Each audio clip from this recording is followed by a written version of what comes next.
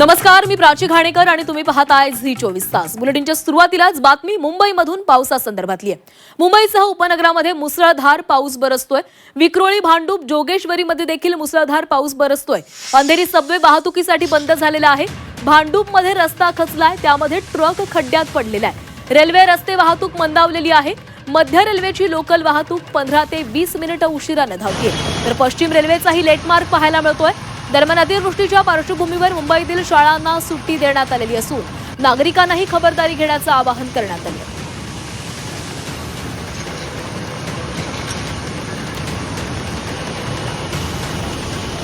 आणि मुंबईतल्या पावसासंदर्भात आपण आढावा घेणार आहोत. आमचे प्रतिनिधी गोविंद तुपे आपल्यासोबत आहेत. गोविंद, खरं तर पुढचे काही तास मुंबईसाठी अत्यंत महत्त्वाचे आहेत, कारण मुंबईला आज रेड अलर्ट आहे. सोबत उपनगरांमध्ये देखील मुसळधार पाऊस बरसतोय. अनेक ठिकाणी पाणी साचलेलं आहे. काही वेळापूर्वीच मुख्यमंत्र्यांनी देखील जनतेला आवाहन केलंय.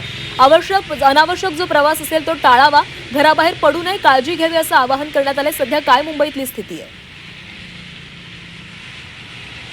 एकूण जर आपण बघितलं तर मुंबईमध्ये पावसाचा जो रेड अलर्ट या ठिकाणी हवामान खात्यानं दिलेला आहे, त्याच पार्श्वभूमीवर मुंबई महानगरपालिका असेल किंवा राज्य सरकार असेल यांच्याकडून विविध उपाययोजना करण्यात आल्याचं पाहायला मिळतं आहे. सध्या जो पावसाचा जोर जो आहे तो काही अंशी कमी झाल्याचं पाहायला मिळतं आहे. आणि याच पार्श्वभूमीवर मुंबईतल्या ज्या काही शाळा आहेत, खास करून दुपारच्या सत्रातल्या ज्या शाळा आहेत त्यांना या ठिकाणी सुट्टी जाहीर करण्यात आलेली आहे. दुसरी जर सगळ्यात महत्त्वाची जर गोष्ट बघितलं तर मुंबईतल्या बऱ्याच भागामध्ये काही अंशी पाणी भरल्याचं पाहायला मिळतंय. मी आता जे मुंबईतल्या सायन गांधी मार्केट परिसरामध्ये आहे आणि या परिसरात मात्र पाण्याचा जो आहे तो निचरा मोठ्या प्रमाणात झाल्याचं पाहायला मिळतोय. पावसाची जी संततधार आहे ती सुरू आहे.